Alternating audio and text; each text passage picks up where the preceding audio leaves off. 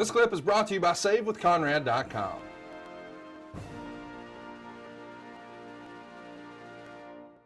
The next week, maybe one of the best segments of all time. Sean's music hits, and out comes you wearing his gear. Sexy Kurt. You're chewing gum as hard as you can. It's like a cow chewing grass. You do the pose, you do the little prayer, the pyro hits. Even Sherri's here, and you do the whole anything you can do, we can do better. And here comes Sexy Kurt. I mean, is this like a top 5 moment in your whole career? That segment is one of the best in the history of WWE. Without a doubt. It was one of my favorite moments. I loved being entertaining. It was a lot of fun, putting yourself out there. You're taking a chance, but I just say screw it. I did my best impression of Shawn Michaels. I know it wasn't that good, but you got the hint what I was trying to do. So, sure. Doing all the dancing and the posing and everything and the praying and, hitting the pyro. And I had to watch a few of his matches to understand and see what he was doing. And I did the best I could. I know it wasn't that good, but I think it was good enough. This is a Brian segment, right? Oh, yeah, without a doubt. He wrote the words and he basically wrote the segment. Yes. So tell me about working with Sherri. She's a WWE legend. We don't talk about her enough these days. This is really her last big hurrah on TV. How was it to work with Sherri that night? She was a complete professional. She knew what to do. She just has a knack for the business. She was so experienced and did everything, didn't make one mistake. She a lot of talent. She really does. I mean, she doesn't do a lot, but the way she carries herself, the way she acts, the way she portrays is just incredible. She really glows. People love her. I'm curious in a segment like this, because you've had some of the best matches in wrestling history, but you've also had some really comedic home runs. Do you have a preference? I mean, obviously there's got to be, I shouldn't say obviously, I don't know, but there's got to be a bunch of adrenaline in the middle of a match and you can feel that crowd. But when you're doing an entertaining skit like this and it's hitting, how does that compare? Where you're like, man, I got them. They're in the palm of my hand. It's like hitting a grand slam. It's like winning the Super Bowl. It's like winning an Olympic gold medal. When you nail it and you did, you can't be happier.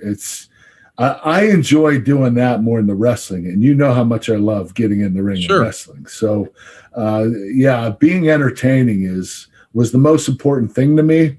And I got away from it after a while, and I got more into the more intense wrestling machine Kurt Angle. Yeah. And that was because Vince McMahon wanted me to start portraying myself as more serious. Right. But I loved making an ass out of myself and throwing myself out there. That was really, that's the biggest test to show your confidence, that if you can go out there and perform and do stuff you're not used to doing, and you can do it pretty well, that's a sign of somebody that has talent.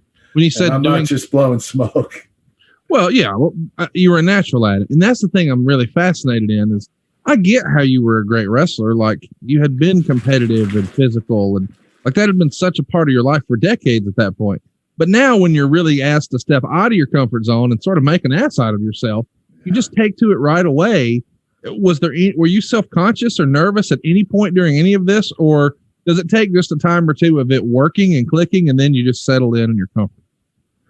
Well, the thing is, Vince McMahon, when I started, he didn't know the talent I had. He thought I was just going to be a technical wrestler. And, right.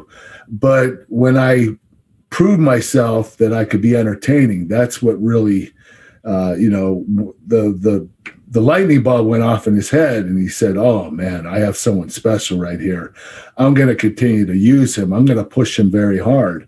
So me showing that I was just as good of an entertainer as I was a technical wrestler gave Vince the confidence to start utilizing me on more entertaining segments. So it was a huge compliment from Vince, but he did the right thing, because I was pretty good at it. I mean, no doubt. It was a lot of fun, and I had fun doing it.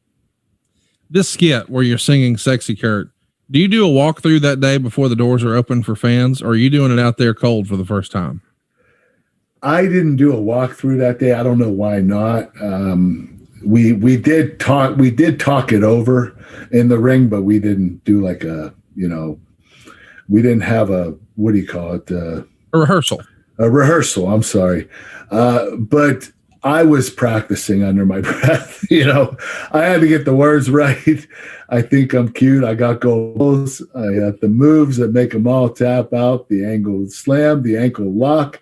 Marty Jannetty still can't walk. I'm just a sexy Kurt. Sexy Kurt. I'll make your ankle hurt. Ankle hurt. That was just priceless. Even Sean put it over. I mean, Marty Jannetty still can't walk is the funniest line ever. Then, of course, Shawn Michaels comes on the Titantron and tells us he wants to show us a video package about his career, just like we had seen one about Kurt. And after it airs, Sherri is visibly impressed and giggles, and that pisses you off. You argue with her in the ring. You tell her it's okay, just give me a kiss. And then you throw her down and put her in the ankle lock, and she's selling it huge. This is just great stuff, man. And it's blending, we know these are going to be two great in-ring performers, but we're also telling a story and, inserting a little comedy. This is maybe one of your more entertaining storylines in your whole career. Would you agree? Oh, without a doubt. I think it has a lot to do with Shawn. I mean, Shawn's the most entertaining wrestler I've ever seen. And to be, paired up with him and to have a program with him, you just need to step up your game, because he's going to step up and he's going to give his best. If you don't give your best, he's going to put you in the dust. So I had to step up to stick with Shawn. One of our favorite singles, or singlets rather, in this match. Talk to us about how your designs were done. Is that something you're involved in? Did the WWE seamstresses handle it? Did you have someone outside do it? How did that happen?